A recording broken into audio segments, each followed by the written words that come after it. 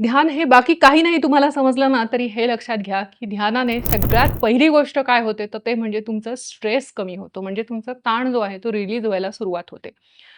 पण आता हे ध्यान वगैरे आम्ही कसं करणार? तर ध्यानाची व्याख्या जर तुम्ही बघितली ना, तुम्हाला कळेल ध्यान म्हणजे नक्की काय? ध्यान म्हणजे नक्की काय? तर टू बी इन प्रेझेंट वर्तमानामध्ये तुम्ही असणं म्हणजे ध्यान. म्हणजे त्या क्षणामध्ये तुम्ही असणं. Be in moment. तर असं विचार केला तर अरे किती सोपी व्याख्या आहे ध्यानाची. इतकं सोपं आहे. मग आम्ही तर वर्तमानातच आहोत की. खरा विचार करा. तुम्ही वर्तमानात आहात का? आत्ता सुद्धा तुम्ही हा व्हिडिओ ऐकताना तुम्ही त्या क्षणामध्ये आहात का?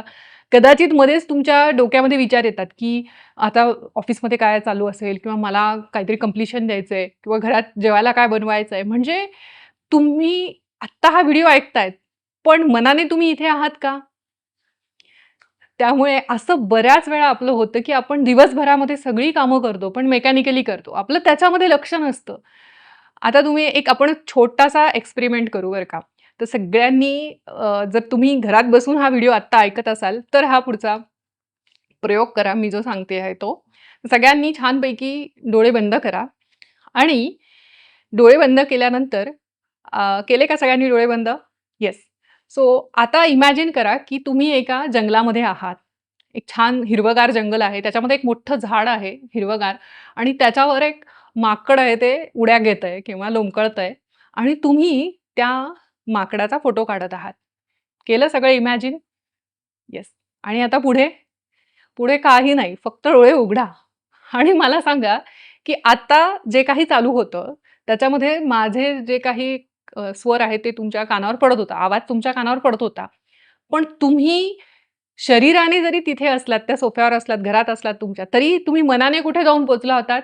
जंगलामध्ये जाऊन पोहोचला होतात. कारण तुमच्या विचारांनी तुम्हाला तिथे नेऊन सोडलं. म्हणजेच तुम्ही त्या क्षणामध्ये होतात का? नाही.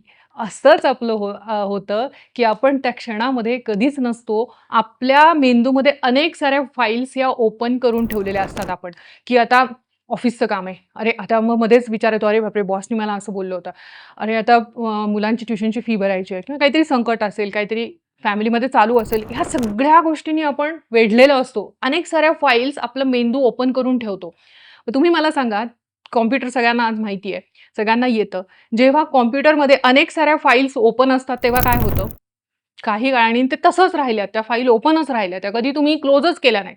त्या पाईल होत गेल्या, सारख्या ओपन केल्या, 1000 फाईल ओपन करून ठेवल्या एका वेळेस. काय होईल? तो कॉम्प्युटर स्लो होतो, हँग होतो. मग कॉम्प्युटरवाला तुम्हाला काय सांगतो? पहिले सगळं ते शटडाउन करा. पहिले सगळ्या त्या फाईल बंद करा. तो कॉम्प्युटर एकतर रिस्टार्ट करा किंवा मग शटडाउन करा. थोड्या वेळाने स्टार्ट करा. मग तो कॉम्प्युटर सुरू होतो. म्हणजेच त्या मशीनला सुद्धा विश्रांतीची गरज असते. मग हे तर आपलं ब्रेन आहे, म्हणजे मेंदू आहे आणि आपण त्याच्यामध्ये इतक्या साऱ्या फाइल्स, इतक्या साऱ्या विचारांच्या फाइल्स ओपन करून ठेवलेल्या असतात. काय होईल? मेंदू थकेल.